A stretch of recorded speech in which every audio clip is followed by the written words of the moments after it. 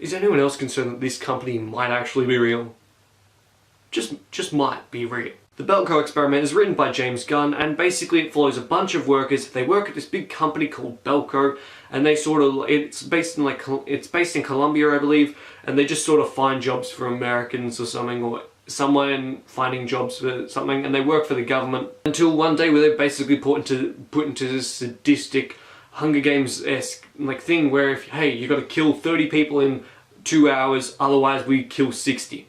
And because they all have bombs in their heads, because that's how, they all had trackers implanted, because they're in Colombia, and people's heads just start exploding. It becomes like a hey, we've got to live, it's like a Survivor in a way, and it becomes just pure fun and madness. The Belko experiment, the acting overall is fine. I mean, there's nothing that great to stand out about it, but there's only a few performances that sort of go oh.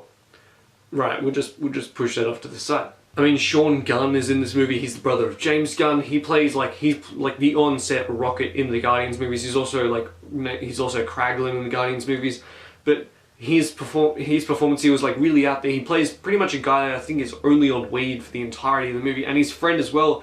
They're both on weed, but they both are just too out there for the movie to take itself seriously. Granted, we're in a movie where a company blows up people's heads, but seriously, they did not really fit that well into the movie. They were just purely there for comic relief because, hey, we need this movie to have comic relief. But of course, you also get a number of cliches throughout the movie amongst characters. I mean, you have the main heroic guy who values Hero's life. You have his girlfriend. You have the evil boss that was a friend but now is fighting for his own survival. You have the friend that is now fighting for his own survival. You have the nerdy guy. You have the new girl, you have the two workers, one of them and a mentally unstable person, and it's just, you get every single, I won't say you get every single demographic, but you hit every single stereotype in a person, including the crazy cat lady and the gay eccentric guy. And it's just nice to know this movie has them, always inclusive, that's always good.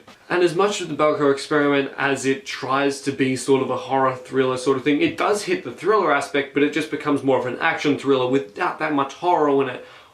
So when people's heads first start exploding, it just doesn't have that much of an impact because literally that's going to happen. You were sitting around waiting for that moment. The movie is also quite short as well, which I suppose is good for a movie like this with people with their heads exploding, because that way the concept doesn't get bored fast, and that way you're not sitting around for 45 minutes waiting for the first person's head to blow up. I would also have to talk about the ending as well, as despite it being also disappointing and just mostly disappointing. I mean, the effect that they were going for was, oh no, but the ending here is just very disappointing. It sets itself up for a sequel, as well as going, hey, we disappointed you a little as well. Mostly that is sort of because of James Gunn's writing, because he did say, hey, we have an idea of where we want to go if we have the Belko experiment 2, but we don't have the Belko experiment 2. Not yet, at least. I mean, I wouldn't be against it, it's just that it would be a bit weird if they had it. The Belko experiment is a fine movie, I have nothing against it, it's just not that great and probably something I wouldn't revisit in the future. I would say the Belko experiment, though, is one and done. Have you seen the Belko experiment? What did you think of it? What's your favourite movie that has something to do with James Gunn? Let me know in the comments down below, like the video if you enjoyed it, and subscribe if you want to Platypus. I'll see you guys next time.